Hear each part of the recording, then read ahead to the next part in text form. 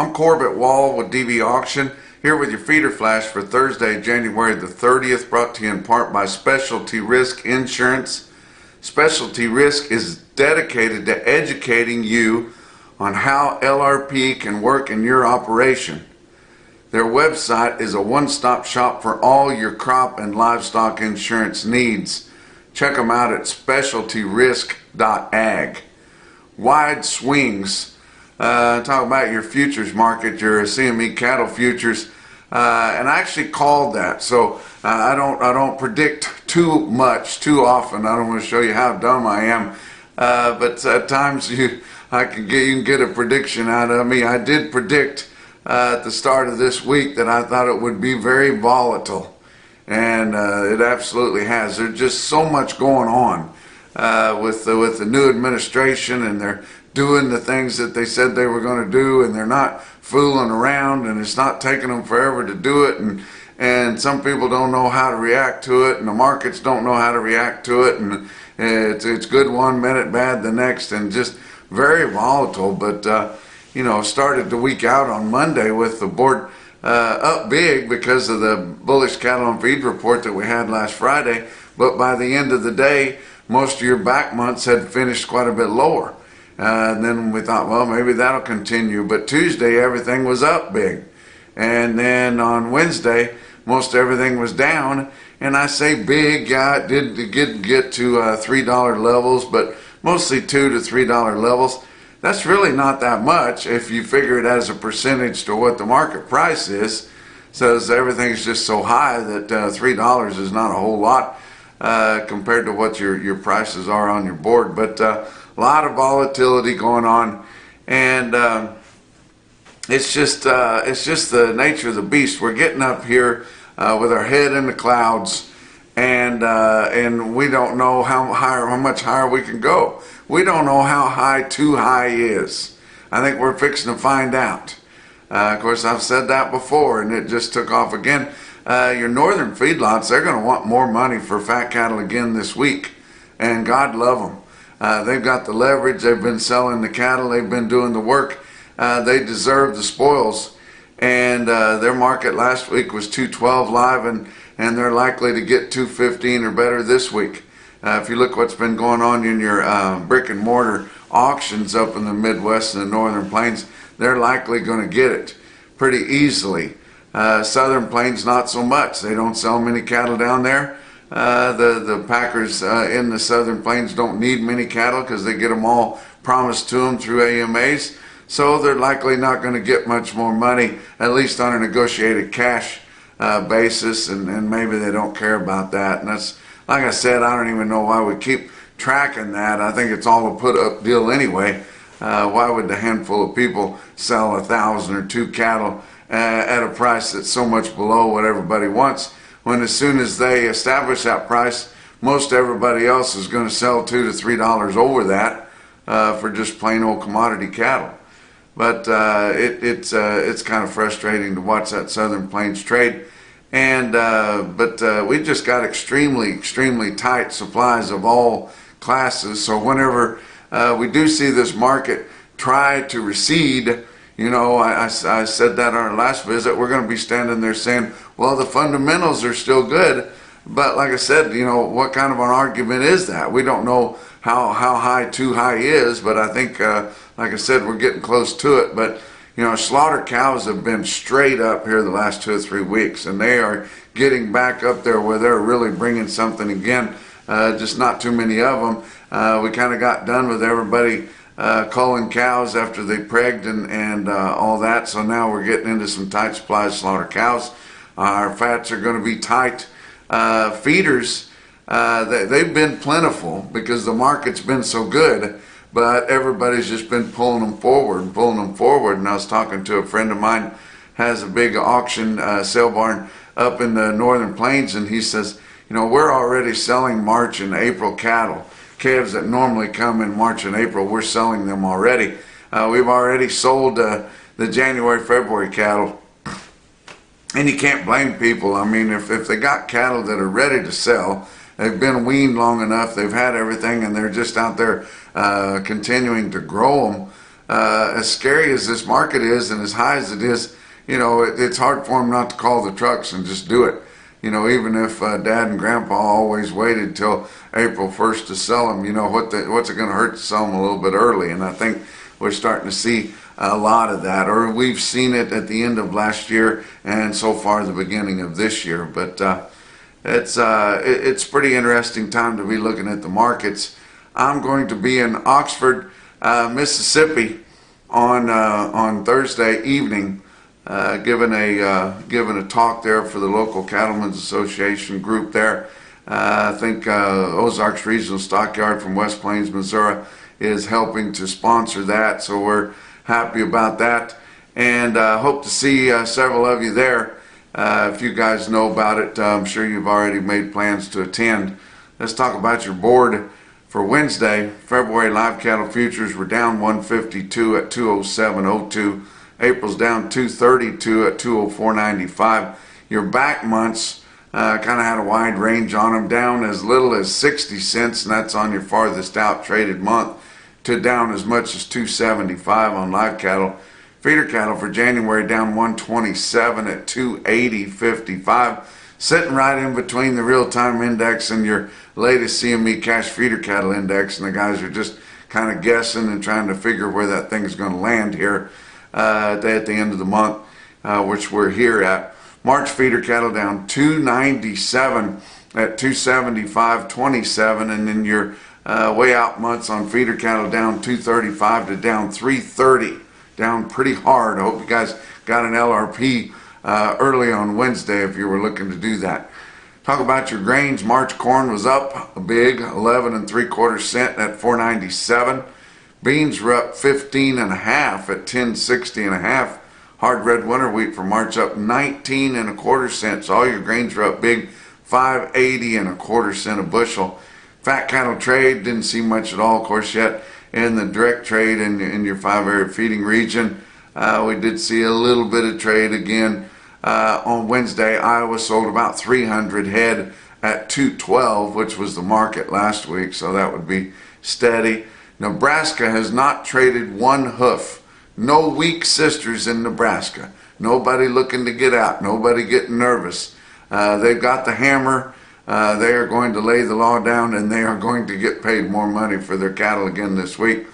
Kansas, of course, they've just been spotting around here. They sold 150 head on Wednesday. They sold 750 head so far this week. They only got they got 203s for some late on Monday. Somebody did. They got 202 supposedly on Tuesday, and they got 205 on Wednesday. So they're trying to at least be able to see the tail lights of the Northern Plains market. It's so far ahead. Texas sold 2 loads of cattle, negotiated cash trade on Wednesday at 204, so that's a little bit more. But your Fed Cattle Exchange, your online competitive and transparent fat cattle market, direct there, of course they're not selling direct, they're selling online, but they just deliver them in the feedlots there. But they sold, it was negotiated grid, it was beef on dairy, so the packers really like those. In Texas, they sold those 210 grid base there, and it's pretty good for beef on dairy. So I think your Southern Plains, if they have any gumption at all, will be trying to get close to that 210 for the bulk of their negotiated trade, if they have any this week. Had some fat cattle auctions. Sioux Falls Regional Livestock in Worthing, South Dakota is a DVAuction broadcaster. They had 1,500 head of slaughter cattle, including all classes. They sold the conventional fed cattle mostly steady from 207 to 215, so about steady with the big gains that they saw last week. Program cattle from 207 to 218. Glacial Lakes Livestock in Watertown, South Dakota had a good run of slaughter cattle, 1,100 head for them. Their fed cattle sold $2 to $4 higher, with conventional selling from 201 to 212, and the program non-implanted or drug-free selling from 212 to 215. Fat fed cows were $10 higher from 135 to 150, I told you these slaughter cows are really on the rise, guys. Let's talk about your box beef cutout values, which slipped lower on Wednesday. Wednesday afternoon, choice cuts were down 191 at 330.54. Selects down 129 at 320.67. Your slaughter up through the first 3 days of the week, 362,000. That was 1,000 less than last week at this point, 12,000 less than the same week a year ago. Talk about what else is going on. It's Punchy Pick of the Month time again, guys. On our next visit here tomorrow, I will be giving you the Punchy Pick winners. We do have a new sponsor for Kids Corral, so be sure to listen for that. They're going to be giving away a gift certificate, so it gives you a little bit of enticement to send some Kids Corral picks in on the Punchy Pick of the Month. But we thank our sponsors for the Punchy Pick of the Month contest, even though it's kind of a hassle for me. It comes around more often than a pickup payment. But Beaver Feed Company in Beaver, Oklahoma, you'll get swag from them. Beaver County Stockyards, they've got cool stuff. You'll get a lot of that. You're going to get a whole case of Fairpiece, and I'll try to remember to attach a Fairpiece video to this episode of the Feeder Flash, guys. But I want to remind you guys, or let you guys know, I don't know if I ever had, your Thursday and Friday submissions will not, but they'll be going on to next month. So if you guys haven't sent in a picture for this month's, if you send one in here late this week, it'll go into next month's contest. But talk about your feeder cattle market, your real-time index on DVAuction late in the day on Wednesday after your sales had all closed, based on an 800-pound cash auction steer up through your middle 12 states, sitting at 282.22. That was up another $1.44. We saw your CME cash feeder cattle index rise, but it did not quite get to 280, but got close. 279.45 is the latest. It'll close that gap here in another day or so. Talk about your big sales on Wednesday. How about OKC West, El Reno, Oklahoma? Big sale for them this week. 12,800 head of feeder cattle and calves selling on Tuesday and Wednesday. Feeder steers $3 to $5 higher. Feeder heifers $1 to $3 higher. Calves were $8 to $15 higher. Stickout sale in El Reno, Oklahoma was 194 steers on Wednesday. Weighed 710 pounds and bring $3 smooth. That's a pretty nice price there for those. How about Bassett Livestock Auction in Bassett, Nebraska? 5,500 head for them. Premium sale up there in the North Plains and right there in your sand hills of Nebraska. They got the best cattle in the world. Compared to 2 weeks ago, their steers were $3 to $8 higher. Heifers $5 to $14 higher. They were our National BeefWire stick-out sale of the day.